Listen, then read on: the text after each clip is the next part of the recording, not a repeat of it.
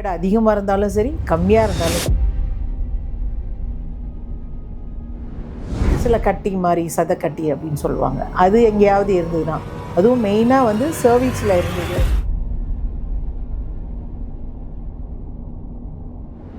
நிறைய பேர் மெடிக்கேஷன்ஸ் எடுத்துகிட்டு இருப்பாங்க எதுக்காக வேண்டியாது. அந்த மாதிரி இருக்கிற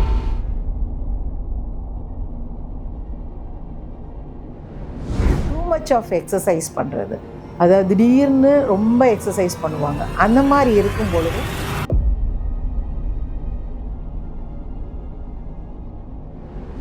அதாவது சாப்பிடாமலேயே இருப்பாங்க நிறைய பேர். அந்த மாதிரி இருக்கிறவங்களுக்கும் இந்த மாதிரி அதாவது ப்ளீடிங்லாம் நின்று போய் சில வருஷங்கள் கழித்து கூட சில பேருக்கு ப்ளீடிங் வரும்.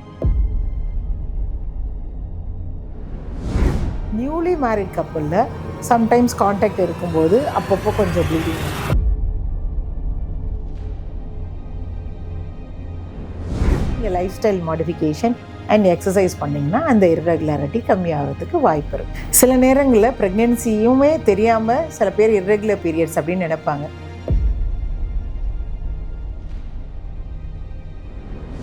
இன்கேஸ் மேரேஜ் ஆகி 10 years ஆச்சு, இல்லை அரௌண்ட் 30 yearsல இருக்கிறீங்க, போஸ்ட்காய்டல் ப்ளீடிங் வருது, அப்போ உங்களோட சர்விக்ஸை கேன்சர் இருக்கா அப்படின்னு எக்ஸாமின் பண்ணிக்கிறது ரொம்ப முக்கியமான விஷயம்.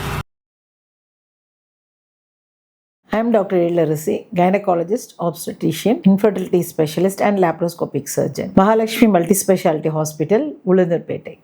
இர்ரெகுலர் பீரியட்ஸுங்கிறது இப்போ எல்லாம் ரொம்ப காமனாக இருக்குது. என்னென்ன காரணங்கள் இருக்கலாம் அப்படின்னு பார்த்தோம்னா, மெயினாக வந்து ஃபஸ்ட்டு நம்ம வந்து தைராய்டை ரூல் அவுட் பண்ணி பார்க்கணும்.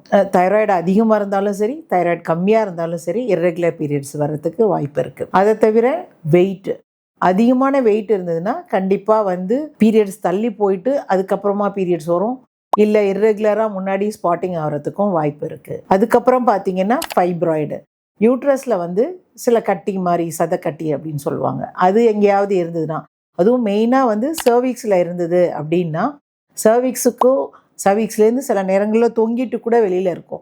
அந்த மாதிரி இருந்ததுனாலும் இர்ரெகுலராக வர்றதுக்கு வாய்ப்பு இருக்குது. அதை தவிர எண்டோமெட்ரியோசிஸ் கண்டிஷன், இன்கேஸ் எண்டோமெட்ரியோசிஸ் வெஜைனால அந்த மாதிரி இருக்குது அப்படின்னா அது எப்போ வேணாலும் வந்து ப்ளீடிங் ஆகிறதுக்கு வாய்ப்பு இருக்குது.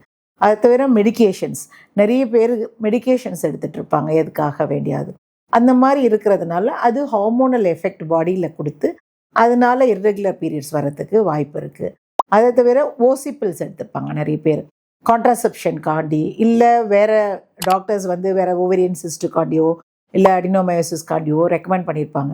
அப்போது அந்த பில்ஸை வந்து நீங்கள் மிஸ் பண்ணும்போது இடையில வந்து ப்ளீடிங் ஆகிறதுக்கும் வாய்ப்பு இருக்குது. டூ மச் ஆஃப் எக்ஸசைஸ் பண்ணுறது, அதாவது திடீர்னு ரொம்ப எக்ஸசைஸ் பண்ணுவாங்க. அந்த மாதிரி இருக்கும் பொழுதும் அந்த மாதிரி ப்ளீடிங் ஆகிறதுக்கும் வாய்ப்பு இருக்குது. வெரி புவராக டயட் எடுத்துக்கிறது, அதாவது சாப்பிடாமலேயே இருப்பாங்க நிறைய பேர். அந்த மாதிரி இருக்கிறவங்களுக்கும் இந்த மாதிரி இர்ரெகுலராக வர்றதுக்கு வாய்ப்பு இருக்குது. இதை தவிர சில நேரங்களில் ப்ரொலாக்டின் ஒரு ஹார்மோன் வந்து கூட இருக்கலாம். அந்த மாதிரி இருந்தாலும் இந்த மாதிரி இர்ரெகுலர் பீரியட்ஸ் வர்றதுக்கு வாய்ப்பு இருக்குது.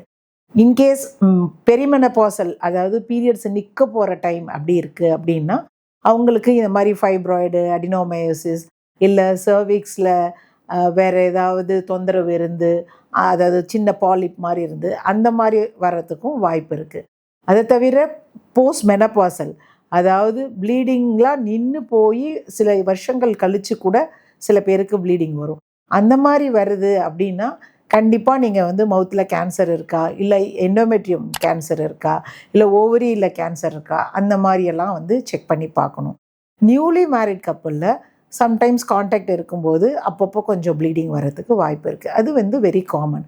சில நேரம் போஸ்ட்காய்டல் டேர் அப்படின்னு சொல்லுவாங்க. கான்டாக்ட் இருந்ததுக்கப்புறம் உள்ளர டேர் ஆகிறதுனால நிறைய ப்ளீடிங் ப்ரொஃபீஸாக வர்றதுக்கெலாம் வாய்ப்பு இருக்குது. அந்த மாதிரி வந்ததுன்னா அந்த டேரை நம்ம கண்டிப்பாக உடனேவே ட்ரீட் பண்ணி ஆகணும்.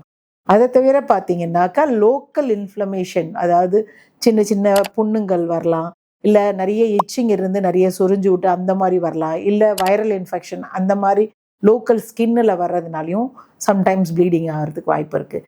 யூட்ரஸ்லேருந்தே காசு இல்லாமல் சில நேரங்களில் பைல்ஸ், ஹெமராய்ட்ஸ்ன்னு சொல்லுவாங்க. அது இல்லை கொஞ்சம் ஏஜ் ஆனவங்களுக்கு மோஷன் போகிற இடத்துல கட்டி இருக்கிறதுனால அங்கேருந்து ப்ளீடிங் ஆகுறதும் அவங்க வந்து பீரியட்ஸ் மாதிரி வருது அப்படின்னு மிஸ்டேக் பண்ணலாம். ஸோ இதெல்லாம் தான் இர்ரெகுலர் பீரியட்ஸ்க்கான காசு. ஸோ காஸ் நமக்கு என்ன அப்படிங்கிறது தெரியணும்னா கண்டிப்பாக நம்ம டாக்டர் போய் விசிட் பண்ணிவிட்டு ஒரு அல்ட்ராசவுண்டு, ஒரு ஹார்மோன் ப்ரொஃபைல், ப்ளஸ் இந்த ப்ளீடிங் அடிக்கடி இருக்கிறதுனால ஹீமோகுளோபின் நமக்கு கம்மியாக இருக்கா, அந்த மாதிரி குறைஞ்சி இருந்தால் கூட சில பேருக்கு ப்ளீடிங் ஆகும்.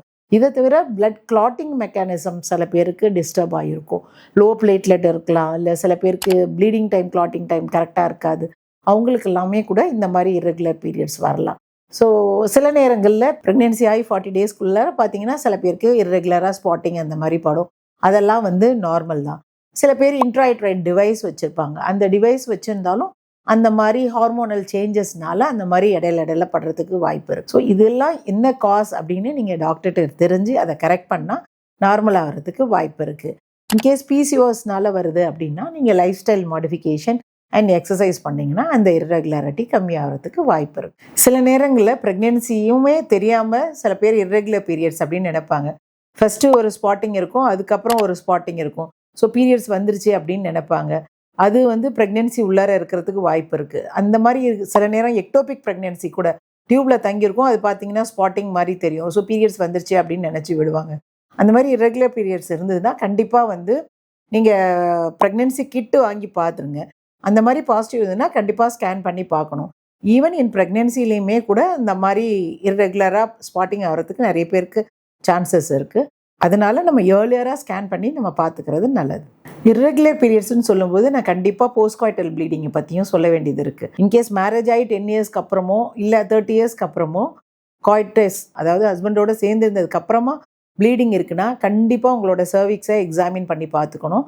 கேன்சர் எதுவும் அறிகுறி இருக்கா அப்படிங்கிறத நம்ம கண்டிப்பாக பார்க்கணும்.